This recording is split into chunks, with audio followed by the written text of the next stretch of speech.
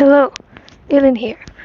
Okay, so as you know, for most of us right now, it is school break, and maybe for some of us, it's a new chapter for seventh graders, 10th graders, probably even first graders. And sadly, some of us here, like me, are introverts, and we don't really know how to socialize. And unlucky for us, they don't write just about some book on how to survive school as an introvert by some random guy. So today I would like to share some tips on how I, yes, me, survive school as an introvert. Anyways, turtle. So what I mean by introvert here is like not really shy people, but like the ones who need to recharge after they socialize with someone. Like you need to take a break from socializing with others after you socialize. Okay? Is that noted? Firstly, I would like to rebrand the book, but I need two hands so I can't hold onto this mic for longer.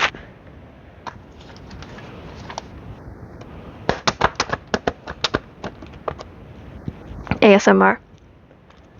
Okay. Firstly, on the list that I have written in this book that I've made. Okay. A first note that I've learned since 6th grade.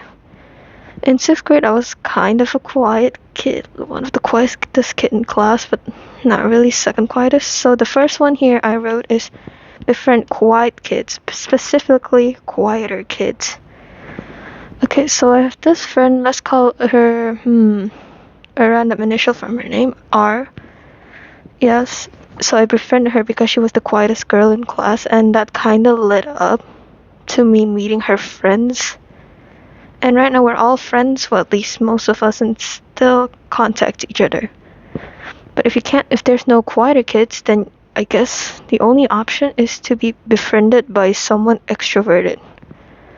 Though extrovertedness don't really come that fast. So I got a friend who was really introverted back then, and now she's very extroverted and very energetic.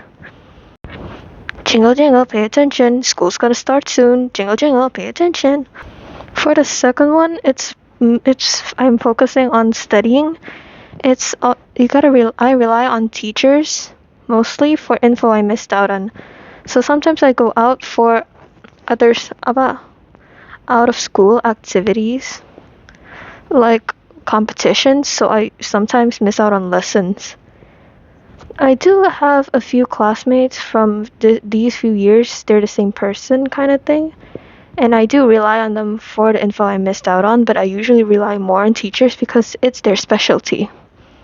So whenever there's projects, I just ask them, excuse me, miss or mister, what is the project that I've missed on? Or maybe I can ask what we're continuing on if it's a group project and who's my group. The third one is kind of optional, but it's the way I survive in class with like the teachers noticing me. But the third one is I be active in class in a good way. By good way, I mean answering questions, but not too much, or you'll seem like an attention seeker. But I guess I kind of am, but it's out of habit.